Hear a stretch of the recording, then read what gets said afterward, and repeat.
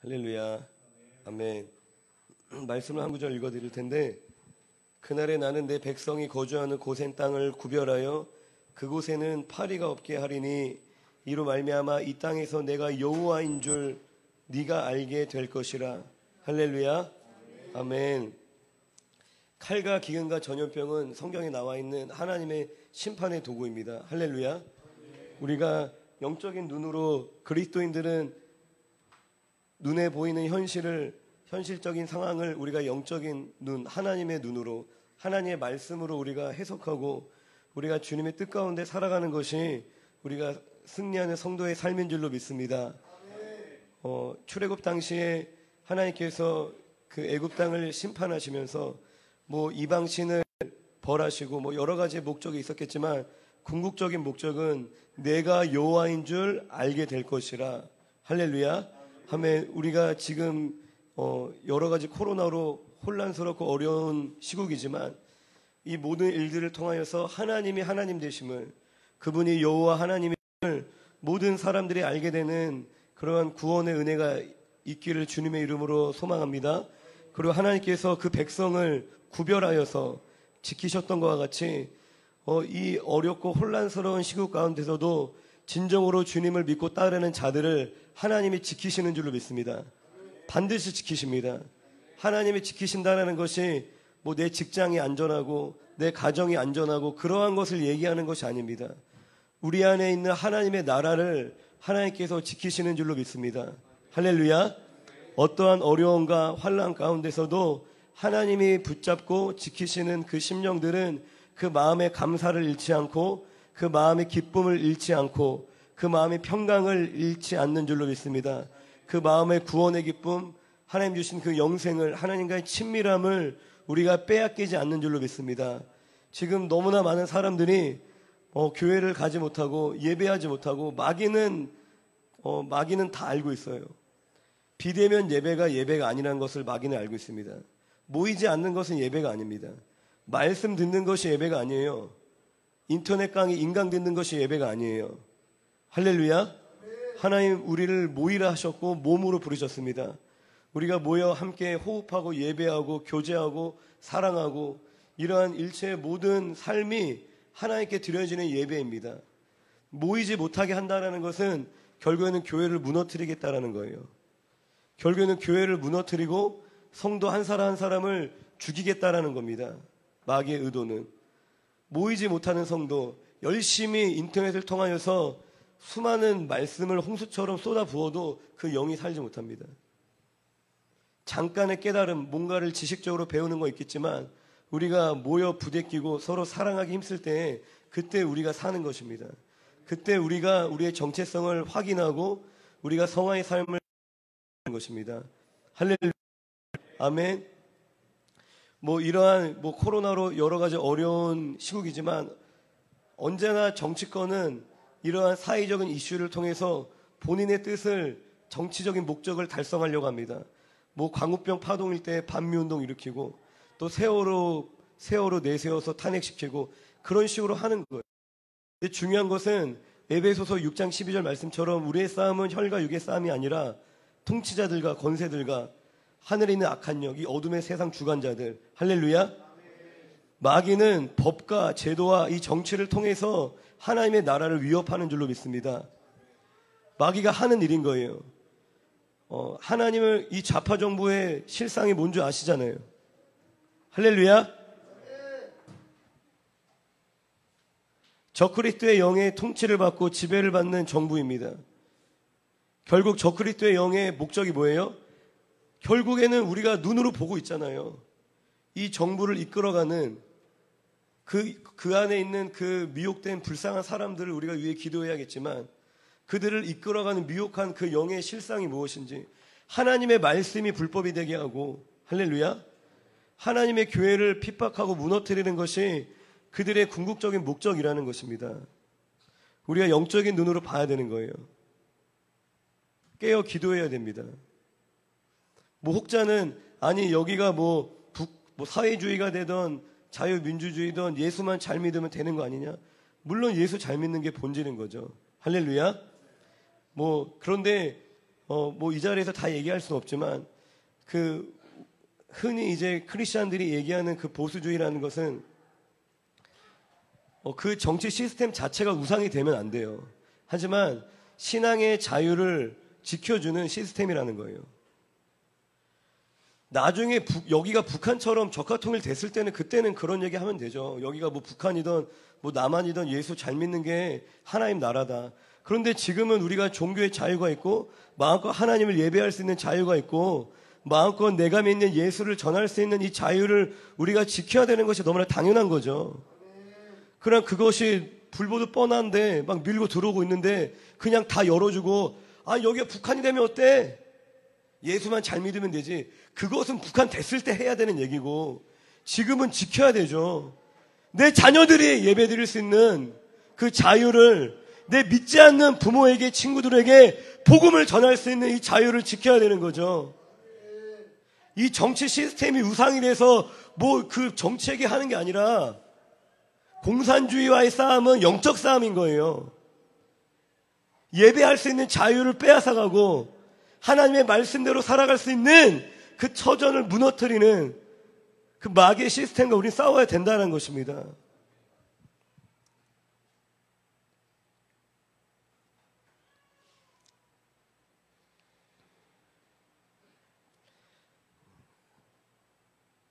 할렐루야.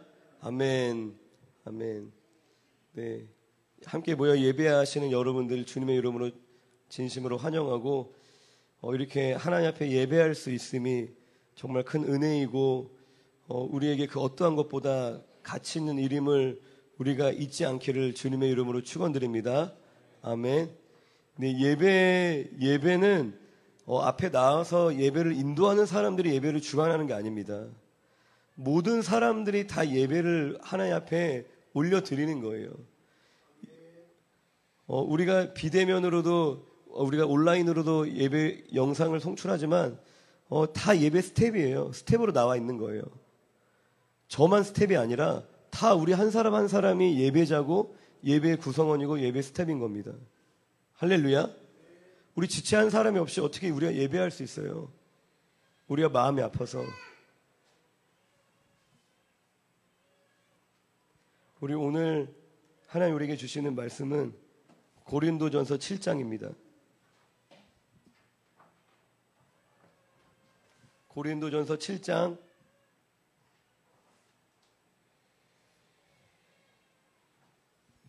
고린도전서 7장 우리 1절에서 6절까지 말씀을 저와 여러분들이 한 절씩 합독하여서 읽겠습니다. 고린도전서 7장 마이크 안 나와.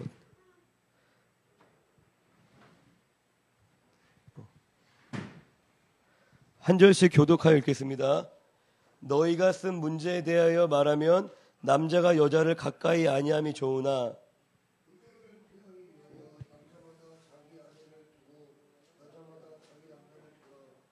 남편은 그 아내에 대한 의무를 다하고 아내도 그 남편에게 그렇게 할지라. 아내는 자기 몸을 주장하지 못하고 오직 그 남편이 하며 남편도 그와 같이 자기 몸을 주장하지 못하고 오직 그 아내가 하나니 서로 분방하지 말라. 다만 기도할 틈을 얻기 위하여 합의상 얼마 동안을 하되 다시 합하라. 이는 너희가 절제 못함으로 말미암아 사탄이 너희를 시험하지 못하게 하려 함이라. 그러나 내가 이 말을 하면 허락이 없는 것은 아니니라.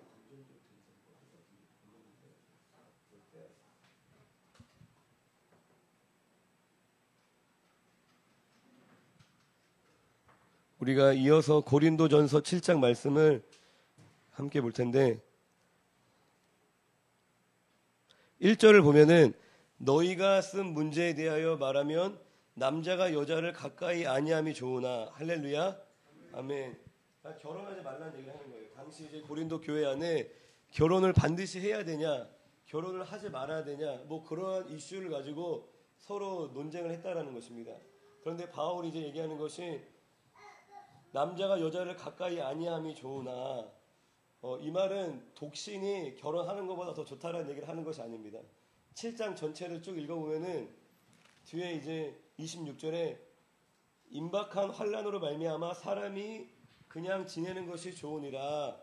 그러니까 당시 고린도 교회 성도들은, 사도 바울은 예수님의 재림이 종말이 얼마 남지 않았다라고 생각을 하고 있었습니다. 그래서 결혼을 하는 것보다 우리가 독신으로 하나님 나라 위해서 헌신하는 것이 좋다, 이렇게 얘기를 하는 것이지, 성경의 원리로서 결혼하는 것이 좋지 않다, 독신으로 지내는 것이 좋다라는 얘기를 결코 하는 것이 아닙니다.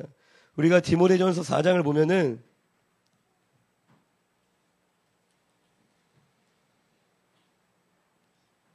디모데전서 4장을 같이 한번 찾아볼까요? 할렐루야. 1절 말씀을 같이, 디모데전서 4장 1절을 제가 읽어드리면, 그러나 성령이 밝히 말씀하시기를 후일에 어떤 사람들이 믿음에서 떠나 미혹하는 영과 귀신의 가르침을 따르리라 하셨으니, 그러니까 어떤 사람들이 믿음을 떠나서 미혹해하는 영과 귀신의 가르침을 따랐는데, 그들이 하는 얘기가 뭐냐면 3절에 혼인을 금하고, 할렐루야. 그러니까 혼인을 미혹해하는 영의 일이다라고 또 바울이 디모데전서에서는 얘기하고 있습니다. 그러니까 바울이 우리가 다 독신을 지향해야 돼, 독신으로 살아야 돼라는 얘기를 이제 하고 있는 게 아닙니다. 또 창세기에 보면은 하나님께서 창세기 2장 18절인가요? 사람이 혼자 독처하는 것이, 혼자 살아가는 것이 좋지 않다라고도 말씀하시죠. 어쨌든 하나님의 원리는 우리가 가정을 이루고 결혼을 하는 것입니다. 그런데 당시 이제 임박한 환란에 대한 그러한 분위기로 인하여서 이제 바울이 이러한 권면을 하고 있는 거죠. 결혼을 하지 않는 것이 좋을 수도 있을 것 같아. 그런데 어쨌든 성경에서는 우리에게 결혼을 할 것을 더 근본적인 진리로서 얘기를 하고 있습니다. 그런데 2절에서 바울이 또 뭐라고 얘기하냐면은, 결혼을 해야 되는 것이 음행을 피하기 위하여 남자마다 자기 아내를 두고 여자마다 자기 남편을 두라. 할렐루야. 그러니까 음행을 피하기 위해서라도 우리가 음행의 죄에 빠지지 않기 위해 우리가 결혼을 하는 것이 좋다라는 얘기를 하고 있는 거예요. 실제로도 독신주의로 살아가는 사람들이 음란한 죄에 많이 빠지는 것을 볼 수 있습니다. 이 사람 저 사람과 만나면서 독신주의다라고 이제 이야기를 하지만 사실상 금욕이 아니에요. 한 사람에게 만족하지 않고 여러 가지 더 뭔가 음란하고 추잡한 성적인 삶을 살아가는 것을 더 볼 수가 있습니다. 우리가 음란의 죄가 하나님과 우리의 친밀함을 가로막는 굉장히 큰 위협이다라고 얘기를 드렸죠. 우리 고린도전서 6장을 보면서 많은 죄악들이 하나님과 우리의 사이를 가로막지만, 특히 음란의 죄악이 우리가 신랑 되신 예수 그리스도와의 친밀함을 누리는데 그 친밀함을 빼앗아가는 굉장히 위협되는 죄악이다라고 말씀을 드렸습니다. 신랑 되신 예수 그리스도와의 친밀함을 누리는 것과 매우 흡사한 이미테이션, 그 짝퉁이 음란함이라고 이제 제가 지난번에 설교 말씀을 드렸죠.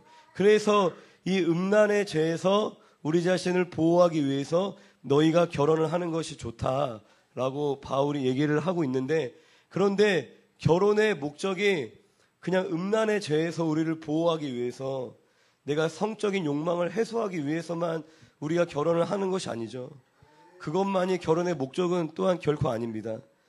창세기 2장에 보면, 갑자기 왜 결혼에 대한 얘기를 이렇게 쭉 나오는지 잘 모르겠지만, 결혼에 대해서 두려워하거나 독신을 뭔가 꿈꾸거나 하는 지체들은 하나님의 말씀 앞에 귀 기울이시기 바랍니다. 창세기 2장을 보면은 18절에 여호와 하나님이 이르시되 사람이 혼자 사는 것이 좋지 아니하니 내가 그를 위하여 돕는 배필을 지으리라 하시니라. 그리고 24절에 이러므로 남자가 부모를 떠나 그의 아내와 합하여 둘이 한 몸을 이룰지로다. 하나님이 사람을 창조하시고 바로 세운 제도가 뭐냐면은 가정이라는 제도입니다. 할렐루야.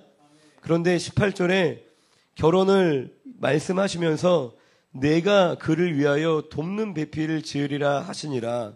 그러니까 아담에게 돕는 배필로서 하와를, 여자를 만들어 주신 거죠.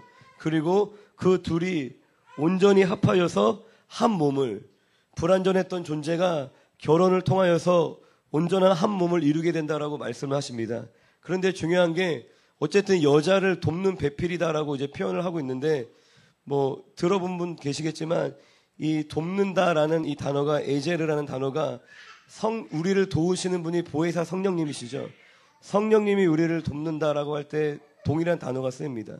그런데 마귀가 우리에게 거짓말하는 게 뭐냐면은, 여자가 남자를 돕는다고 해서, 근데 그것은 그 포지션은 맞는 거예요. 할렐루야. 우리 자매들 할렐루야. 아멘. 여자는 남자를 돕기 위하여서 창조되었습니다. 그런데 그렇다고 해서 여자가 더 열등한 존재라는 말이 아닌 거예요. 내가 돕는다고 해서 더 하찮고 더 열등한 존재가 아니고, 그리고 도움을 받는다고 해서 내가 더 남자가 우월하고 더 나은 존재라는 것도 절대 아닙니다. 할렐루야. 내가 도움을 주던 도움을 받던 그게 중요한 게 아니라, 내가 그리스도 안에 있을 때 온전히 내 정체성을 우리가 회복하는 겁니다. 마귀는 여자들한테 거짓말하죠. 너가 결혼하면은 너의 인생이 없어지는 거야.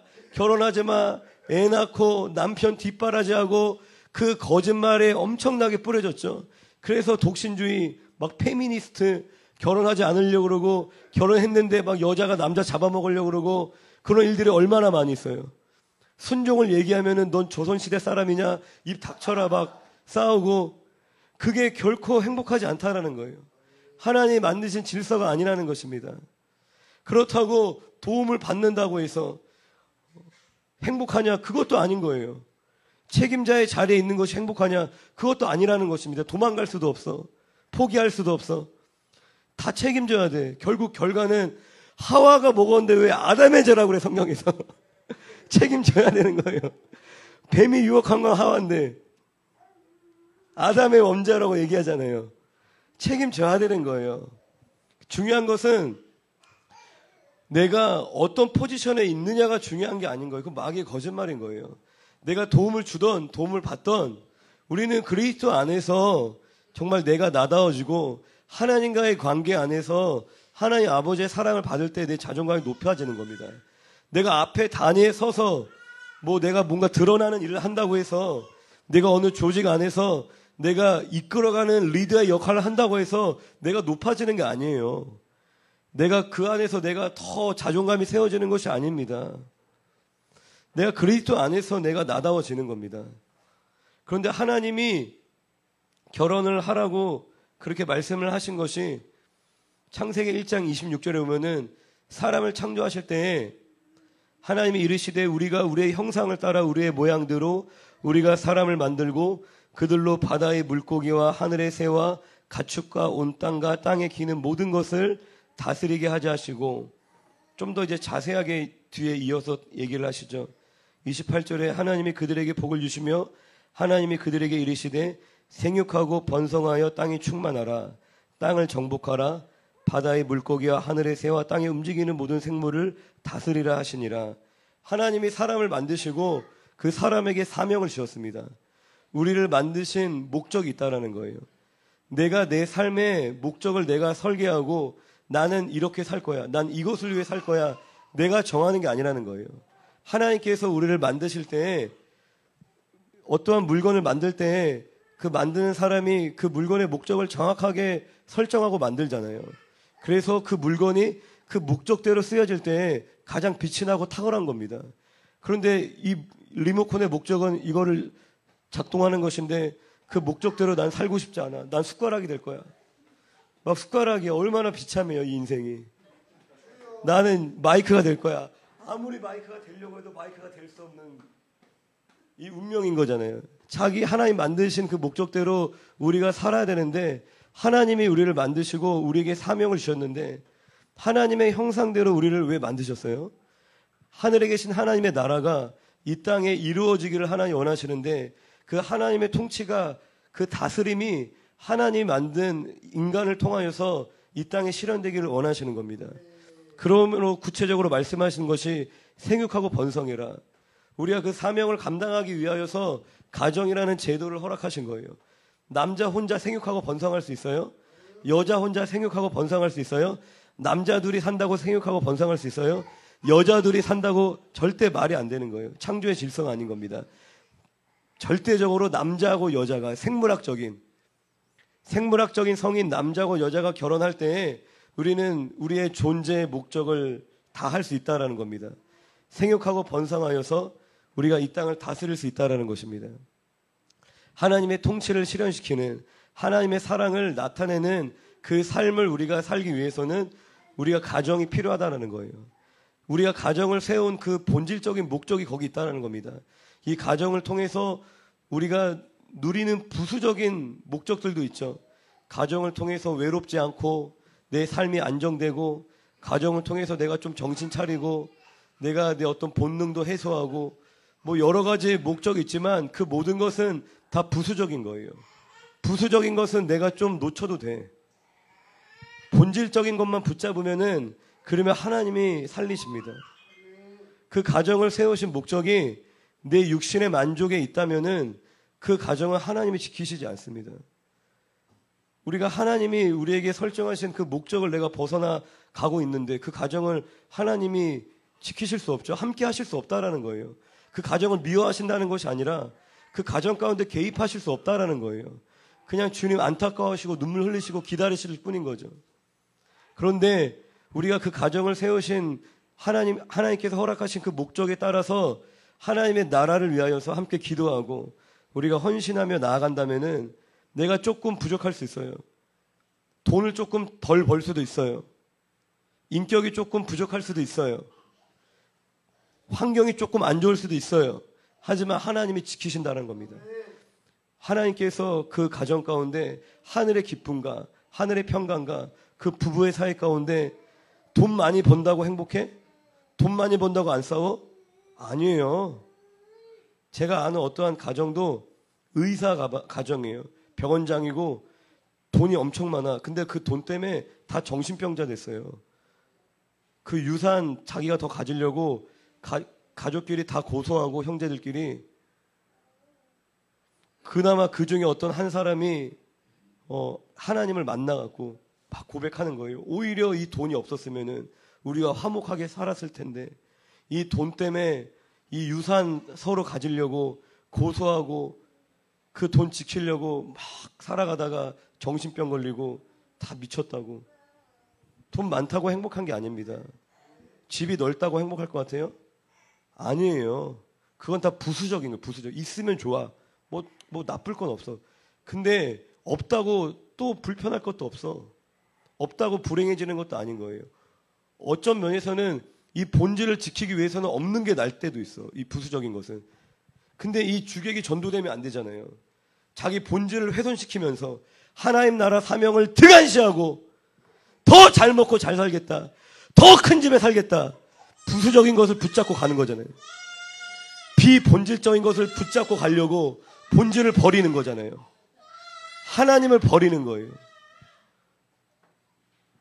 결코 그 가정은 행복하지 않습니다. 그 가정엔 소망이 없는 거예요. 할렐루야. 다시 본문으로 돌아가서 고린도전서 7장으로 돌아가서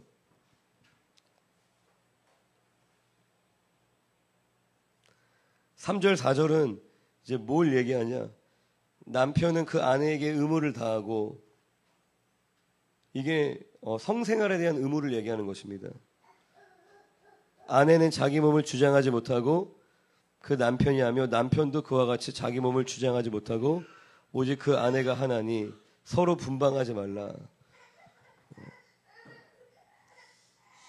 이제 성생활에 대한 얘기를 그것이 남편은 아내에게, 아내는 남편에게 행할 의무라는 거예요. 그 가정을 잘 지키기 위해서, 그 가정 가운데 친밀함을 유지하기 위해서 이런 부부 생활에 대해서 사도 바울이 권면하고 있는데, 이제 6절에서 내가 이 말을 함은 허락이요 명령이 아니니라. 그러니까 이 허락이 옛날 성경에는 권도라고 써 있는데, 그러니까 이거는 강력하게 명령하는 것이 아니라 그냥 이제 사도 바울이 이제 이렇게 부드럽게 권면하는 것, 자신의 의견은 이러하다라고 얘기를 한다라는 것입니다. 어쨌든 중요한 것은 이 이후에 뭐 독신에 대해서, 이혼에 대해서, 뭐 믿지 않는 배우자에 대해서 여러 가지 얘기들을 쭉 하고 있는데, 제가 오늘 이제 얘기하고 싶은 거는 19절입니다. 19절. 19절을 우리가 같이 한번 읽어봅시다. 고린도전서 7장 19절. 고린도전서 7장 19절. 함께 읽겠습니다. 시작. 할례 받는 것도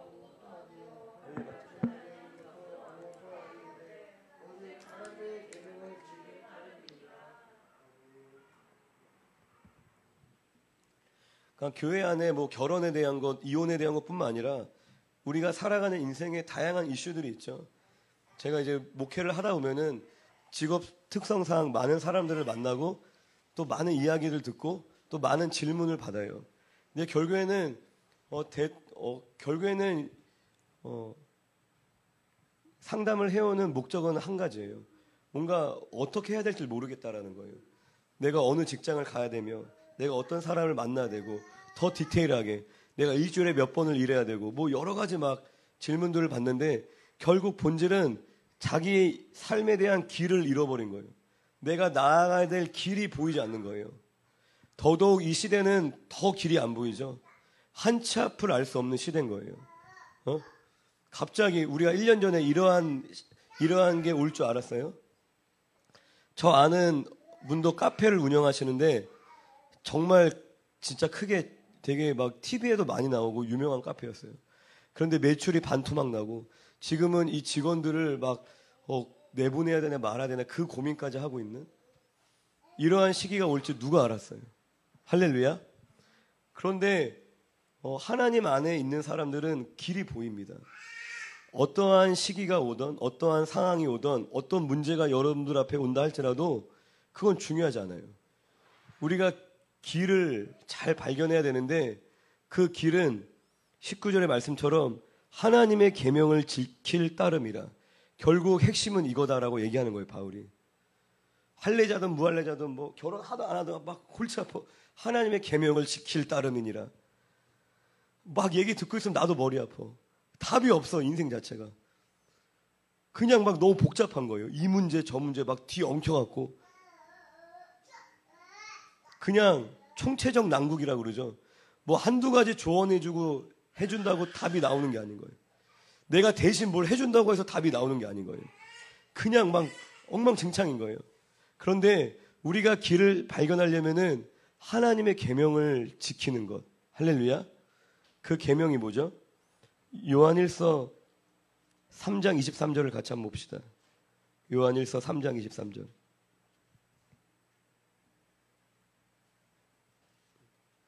요한일서 3장 23절.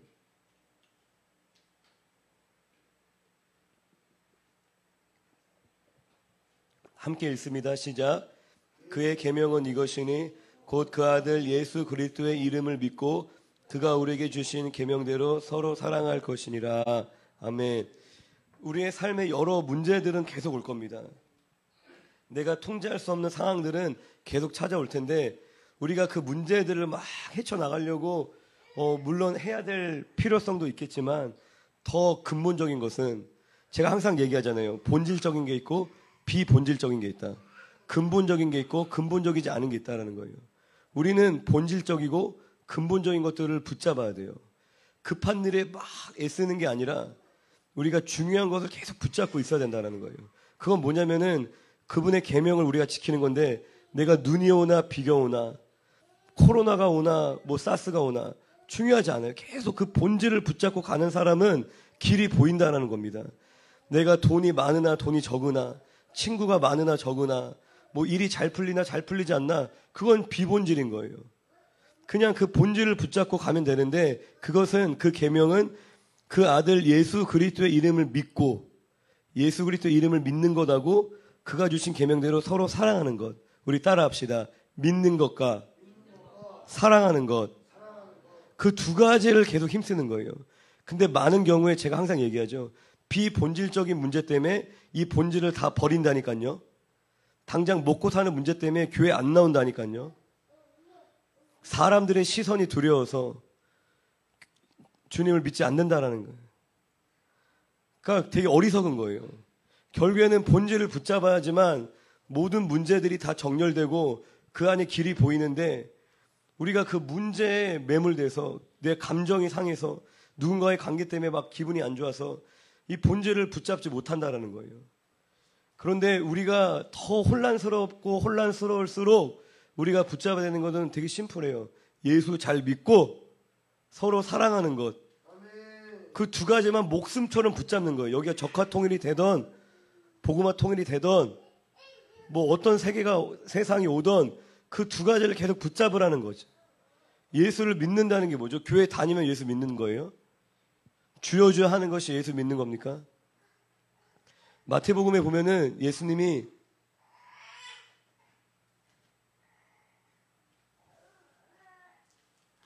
찾진 않고 제가 마태복음 16장에 보면은 예수님께서 너희가 바리새인과 사두개인의 누룩을 조심하라 라고 얘기를 하니까, 그게 나중에 예수님이 이제 말씀하시는 게 바리새인과 사두개인의 교훈, 그들의 잘못된 가르침을 조심하라, 그 얘기를 한 건데, 제자들이 누룩 듣고 우리 빵 없는데 어떡하지? 막 그렇게 서로 의논을 하고 있어요. 그랬더니 예수님이 하신 얘기가, 이 믿음이 작은 자들아. 믿음이라는 것은 작은 믿음이 있고 큰 믿음이 있고 강한 믿음이 있고 약한 믿음이 있고, 그리고 살아있는 믿음이 있고 죽은 믿음이 있다는 것입니다. 우리가 이 본질, 예수 믿는 이 믿음을 계속 붙잡아야지만 우리가 이 세상 가운데 흔들리지 않고 승리할 수 있다는 거예요. 이 믿음을 잃으면 나타나는 특징은 두려움이에요. 되게 분명합니다. 두려움이에요. 염려예요. 두려움으로 인한 염려, 걱정. 그러면서 이제 내가 내 힘으로 뭔가를 하려고 그러죠. 막 허겁지겁. 이 제자들이 계속 왜 막 걱정을 한 거예요? 빵이 없으니까.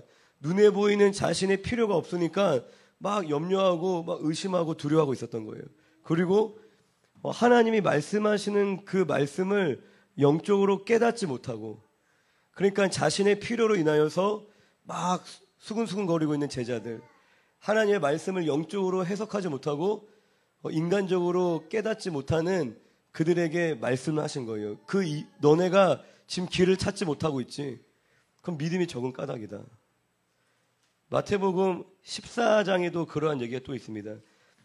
예수님이 제자들에게 우리가 많이 들었던 얘기니까 찾진 않고 무리로 막 나타나십니다. 유령이다! 제자들이 무서워서 난리치니까 나니까 두려워하지 마. 그랬더니 이제 베드로가 주님 저도 갑니다. 무리를 막 걷는데 베드로가 뭐를 보고 무서워해요? 바람이 막 일어나니까 파도를 보고 무서워서 물에 딱 빠집니다. 그리고 나서 예수님이 하셨던 얘기가 믿음이 작은 자여 왜 의심하였느냐. 할렐루야. 우리 믿음이 약해지면은 우리 안에는 의심이 생기고 두려움이 생깁니다. 그래서 어떻게 돼요? 우리가 믿음의 길을 이탈하는 거예요. 내 사명의 자리를 이탈하는 거예요. 우리가 주님을 따라 믿음의 삶을 사는 것이 정말 무리를 걷는 것처럼 잠시만 방심을 해도 내가 작은 틈만 생겨도 우리가 마귀에게 공격을 받고 우리는 무너져 내릴 수밖에 없어요. 물에 빠진 것처럼 정말 그 혼돈 가운데 우리가 사로잡힐 수밖에 없는데, 그런데 우리의 믿음이 약할 때 우리가 그렇게 빠진다라는 거예요. 그 혼란 가운데. 내가 어떠한 시국 가운데 있던 믿음이 있으면 우리는 길이 보여요. 주님의 인도하심을 따라 맡겨진 사명과 비전을 쫓아서 우리가 나아갑니다. 그런데 내 믿음이 약해질 때 우리는 그냥 빠져버리는 거예요. 두려워하고. 그리고 물에 빠져서 막 이제 보이는 게 없는 거죠. 막 허겁지겁 이것저것 잡으려고 애를 쓸 수밖에 없는 그런 삶이 된다라는 것입니다. 할렐루야. 우리의 믿음에 대해서 좀 더 설명을 하면은 로마서 10장 10절을 봅시다. 로마서 10장 10절. 로마서 10장 10절을 우리가 함께 읽어보겠습니다. 시작. 사람이 마음으로 믿어 의에 이르고 입으로 시인하여 구원에 이르느니라. 네, 믿음이라는 것은 마음의 내용인 거예요. 마음으로 믿는 거예요. 내 마음, 하나님이 이 사람이 믿음이 있구나, 믿음이 없구나라는 것은 이 사람의 말과 행동이 아니라 마음을 보고 하신다는 거예요. 마음으로 믿어. 아, 이 마음에 믿음이 있구나 없구나 하는 하나님이 마음을 보고 판단하신다는 거예요. 근데 성경에서 마음이라는 단어가 이제 영어로는 헐트 그리고 마인드 두 단어로 쓰여져 있는데, 이제 마인드는 생각을 의미합니다. 사고방식. 근데 여기는 헐트예요. 이제 헐트라는 것이 이제 감정을 나타내는 용어이기도 하면서, 이 같은 단어가 어디 또 쓰였냐면은 사무엘상 16장 9절인가? 사람은 외모를 보거니와 나 여호와는 뭐를 본다 그러죠? 중심을 보신다 그러죠. 그게 같은다는 거예요. 사람의 그 중심, 그 사람의 실체, 그 본질, 그것을 가장 가까이 해석한 게 의도, 그 사람의 동기. 그 마음으로 믿는다는 것은 그 사람의 마음의 중심이, 내가 교회를 열심히 다니고 내가 어떤 봉사와 사역의 일을 하는 것이 그 사람의 믿음을 증명하는 것이 아니라 그 사람의 감춰져 있는 동기가 그 사람을 증명한다는 거예요. 이 사람이 예배를 드리던 사역을 하던 이 사람이 일을 하던 공부를 하던 어떠한 중심으로 하고 있느냐. 그러니까 회개라는 것이, 근본적인 회개가 뭐라 그랬어요? 내가 담배를 끊고 뭐 죄를 끊고 죄된 어떤 행위들을 잘라내는 것만이 회개가 아니라 삶의 중심을, 목적을, 방향을 완전히 바꾸는 것이 회개인 것입니다.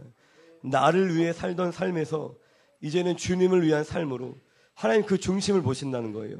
내가 주인 되어서 내 감정을 따라서 내 생각을 따라서 내가 감각적으로 살아가던 인생에서 하나님 말씀에 순종하는 그 삶으로 전환된 그 중심이 바로 믿음이라는 것입니다. 그 사무엘상 16장 9절에서 사무엘 선지자가 이제 이새의 아들들에게 기름 부을 때 했던 얘기죠. 나는 외모를 보지 않아, 나는 중심을 본다.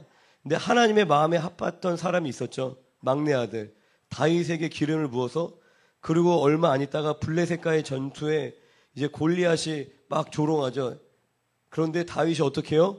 그 골리앗을 물리쳤죠. 할렐루야. 중요한 게 뭐냐면은 그 중심이 바로 되어 있던 사람의 특징이 뭐냐면은 하나님을 사랑한다라는 것입니다. 요한일서 4장 12절에 보면은 뭐라 그러죠? 사랑 안에 두려움이 없고, 할렐루야. 한번 찾아볼까요? 요한일서 4장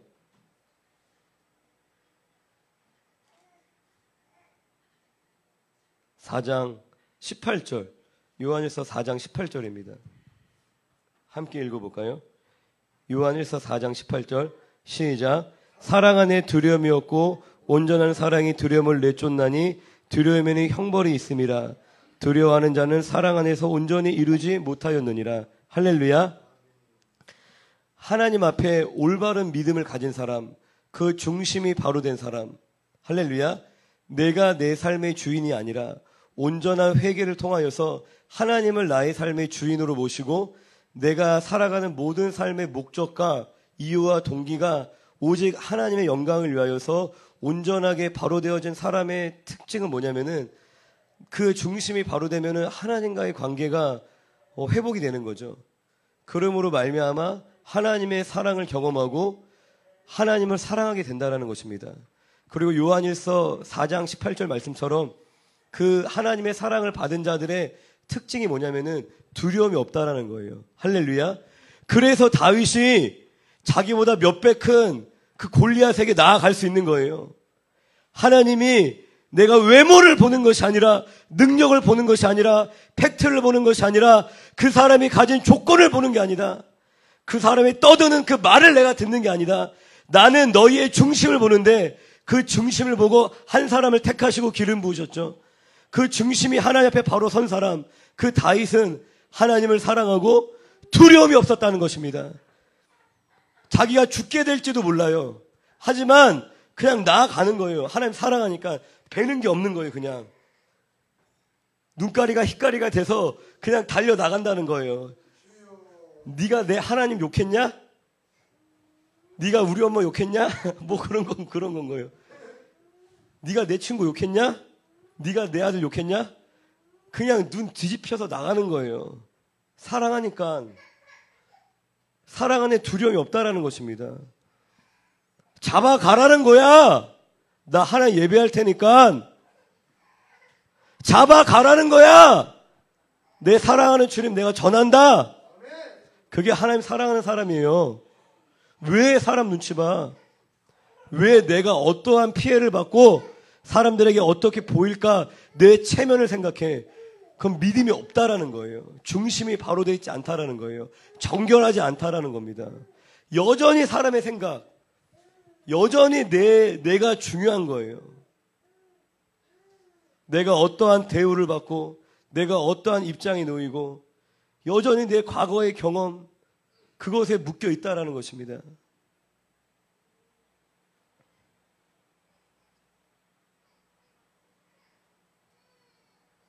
우리가 온전한 믿음을 갖기 위해서 아까 로마서 10장 10절 봤었는데 10장에서 한 구절을 더 보면은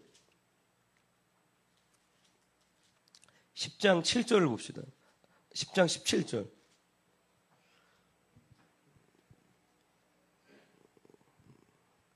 많이 찾았던 말씀 구절이죠. 함께 읽어봅시다. 시작.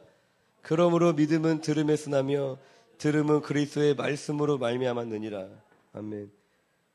베드로전서 1장 23절을 찾아보면은 베드로전서 1장 23절에 믿음은 들음에서 나며 들음은 그리스도의 말씀인데 베드로전서 1장 23절에 너희가 거듭난 것은 썩어질 씨로 된 것이 아니요 썩지 아니할 씨로 된 것이니 항상 살아있고 항상 있는 하나님의 말씀으로 되었느니라.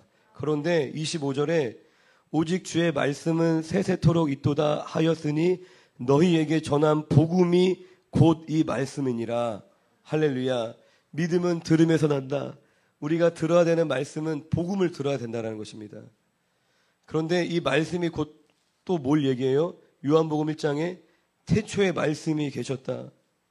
이 말씀이 하나님과 함께 계셨으니 이 말씀이 곧 하나님이시니라. 말씀이 곧 예수님이시다 얘기합니다.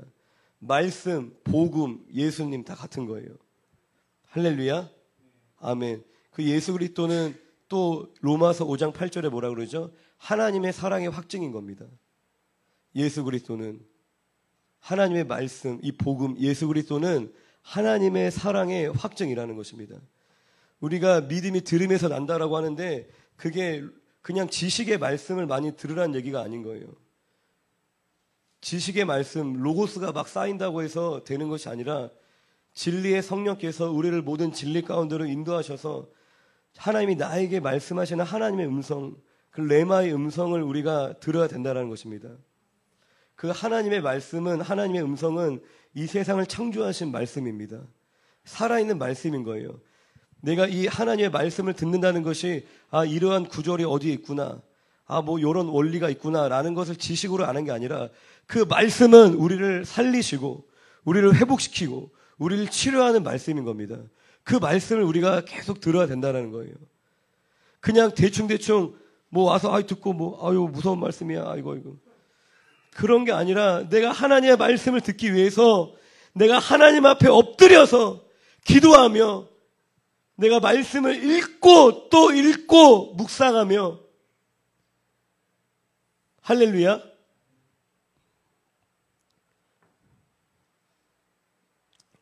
로마서 10장 17절을 수도 없이 제가 설교했고 잘 아는 말씀인데 그냥 그 말씀을 가지고 계속 저는 이제 생각을 했어요. 밤에 누워갖고 애기들 이제 재워야 되니까 이제 10시쯤 이제 누워서 재우면서 애기들이 잠들었는데 일어날 힘이 없는 거예요. 같이 자야겠다. 일어나서 막 설교를 이렇게 막 타자로 치지 못하지만 그냥 계속 묵상하고 기도하는 계속 그냥 하나님 그게 무슨 뜻이에요? 믿음이 들음에서 난다는데 그게 무슨 뜻이에요? 계속 물어보는 거예요. 믿음이 들음에서 난다는데 무슨 뜻이에요? 우리가 지식의 로고스의 말씀을 듣는 게 아니에요. 신학자들 가운데서도 예수를 모르는 사람들이 얼마나 많은지 모릅니다. 말씀의 지식이 많아서 오히려 그 말씀을 통해서 다른 사람을 정죄하고 그게 누가 하는 일이에요? 마귀가 하는 일이잖아요. 정죄하는 게. 오히려 마귀에 그냥 먹잇감만 주는 거예요. 하나님의 말씀이 정말 우리 안에 살아 역사하실 때 나타나는 특징은 뭐냐면은 히브리서 4장 12절입니다.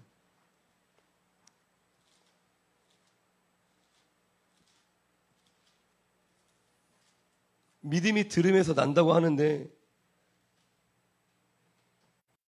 하나님의 말씀이신 복음, 말씀이신 예수 그리스도, 이 하나님의 사랑을 우리가 붙잡고 성령님에게 이제 간절히 구하며 깨닫게 하여 주시옵소서.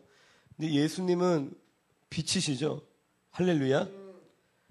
히브리서 4장 12절 같이 한번 읽어보겠습니다. 시작.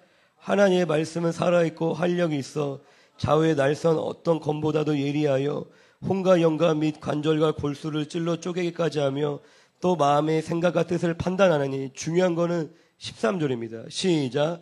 지으신 것이 하나도 그 앞에 나타나지 않음이 없고 우리의 결산을 받으실 이의 눈앞에 만물이 벌거벗은 것 같이 드러나느니라. 할렐루야. 우리가 말씀이 내 안에 들려오면 우리는 드러납니다. 할렐루야. 그게 가장 큰 특징이라는 거예요.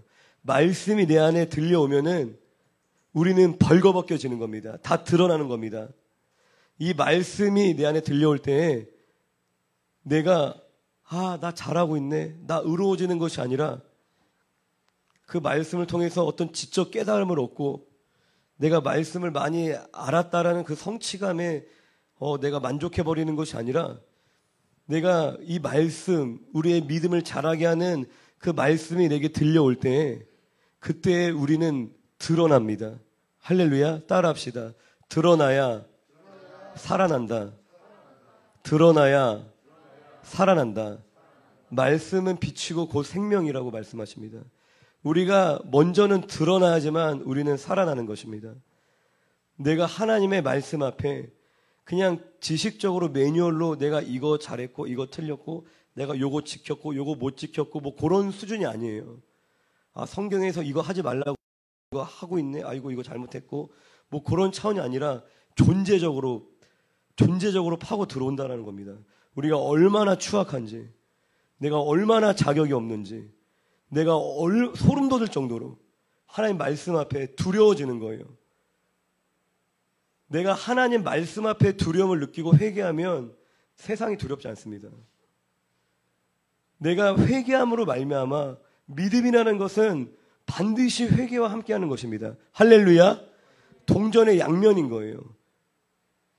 옥합을 깨트린 여인이 성경에서 누가복음 7장인가요? 옥합을 깨트린 여인은 죄 많은 여인이다라고 얘기를 해요. 그 여인이 자신의 죄를 회개하며 예수님의 발 앞에 옥합을 깨뜨렸는데 예수님이 뭐라고 얘기하세요? 여인아, 너의 믿음이 너를 구원하였다. 할렐루야. 이 여인은 그냥 회개하고 있는 거예요. 막 눈물로 회개하고 뭐 감당할 수 없는 거예요. 그 예수님 앞에 자신의 죄를. 그런데 예수님은 너의 믿음이 구원하였다라고 얘기하는 거예요. 참된 회개를 통해서 참된 믿음으로 가는 겁니다.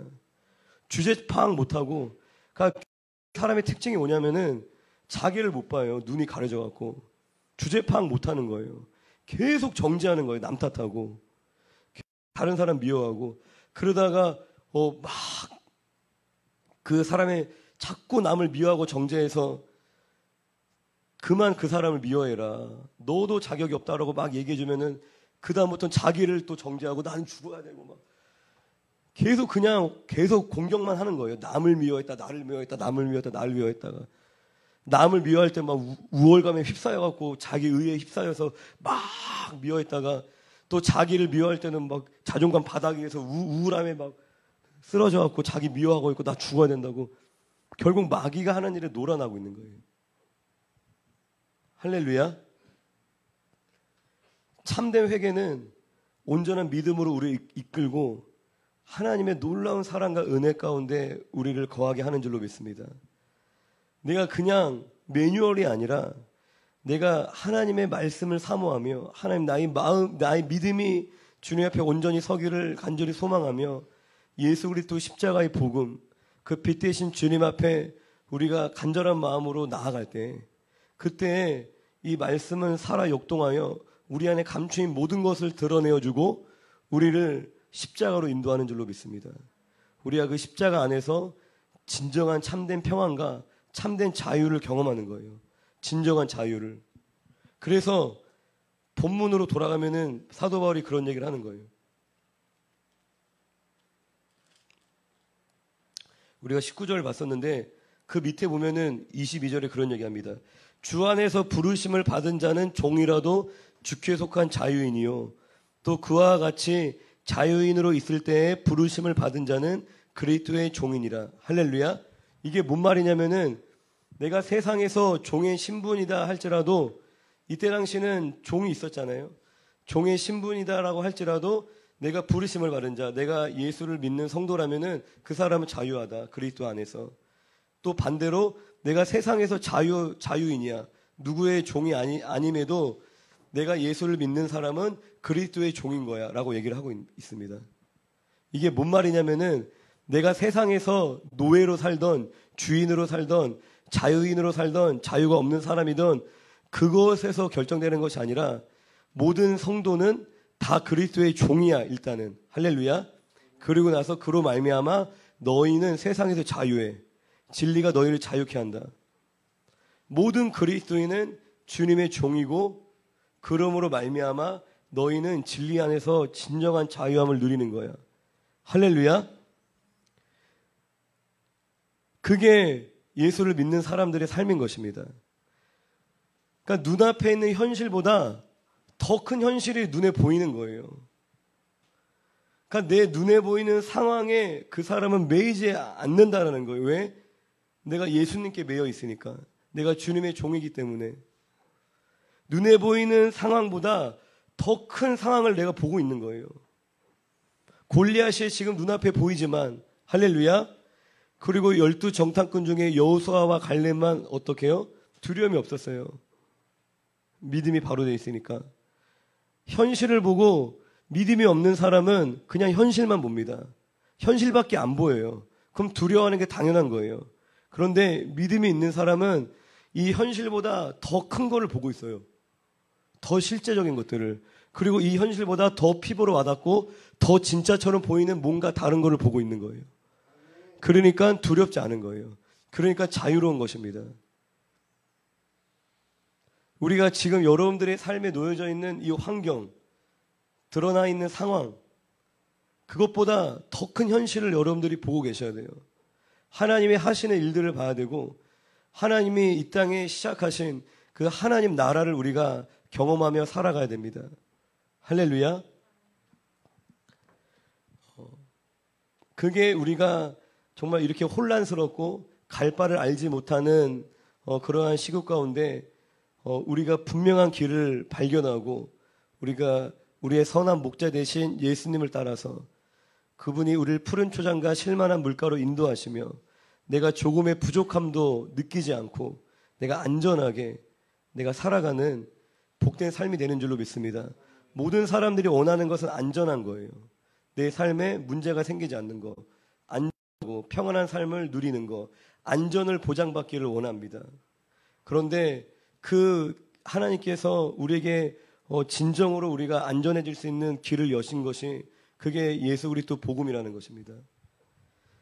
우리의 중심을, 우리의 의도를, 우리의 삶의 목적과 주인을 온전히 하나님 앞에 회개하고 내가 주님 앞에 드릴 때 그러므로 말미암아 또한 주님께서 우리에게 주시는 그 말씀을 통하여서 우리의 믿음이 강건해지기를 주님의 이름으로 축원드립니다.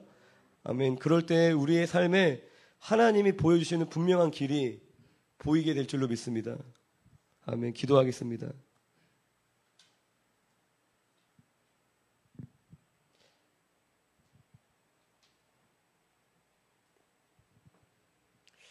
우리 같이 찬송 한 장 부르고 우리 함께 좀 기도하고 예배를 마쳤으면 좋겠는데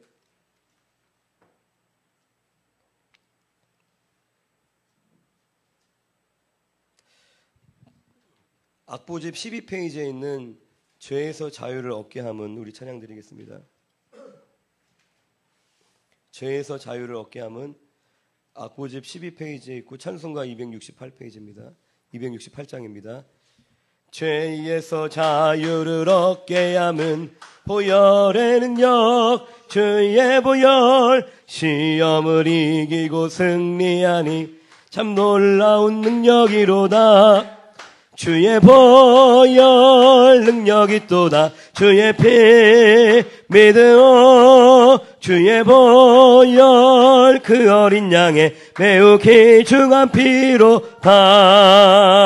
육체의 정욕을 이길 힘은 보혈의 능력, 주의 보혈. 정결한 마음을 얻게 하니 참 놀라운 능력이로다. 주의 보혈 능력이 또다. 주의 피 믿으오. 주의 보혈 그 어린 양의 매우 귀중한 피로다. 눈보다 더 희게 맑히는 것 보혈의 능력, 주의 보혈. 부정한 모든 것 밝히시니 참 놀라운 능력이로다. 주의 보혈 능력이 또다. 주의 피 믿으오. 주의 보혈 그 어린 양의 매우 귀중한 피로 구주의 복음을 전할 제목 보혈의 능력, 주의 보혈. 날마다 나에게 찬송 주니 참 놀라운 능력이로다. 주의 보혈 능력이 또다. 주의 피 믿으오. 주의 보혈 그 어린 양의 매우 귀중한 피로 주의 보혈 능력이 또다. 주의 피 믿으오. 주의 보혈 그 어린 양의 매우 귀중한 피로다. 우리 먼저 같이 기도하기 원하는 것은 하나님, 우리가 온전한 믿음 가운데 설 수 있도록 도와주시옵소서. 우리가 이 시간 다시 한번 하나님, 우리의 삶의 주인이 예수님이심을 주님 고백합니다. 하나님, 나는 나를 잘 모릅니다. 하나님, 우리가 날마다 예수님 앞에 나아가 주님께서 조명해 주시는 그 진리의 말씀을 통하여서 우리가 얼마나 주님이 필요한 연약한 존재인지를 알게 하시고 내가 얼마나 소망이 없는 자임을 깨닫게 하셔서 전능하신 하나님만을 의지하고 나의 신랑 되신 예수님만을 사랑하며 내가 이 땅에서 하나님의 나라를 누릴 수 있도록 도와주시옵소서. 우리 주여 한번 부르고 합심하여 기도합니다.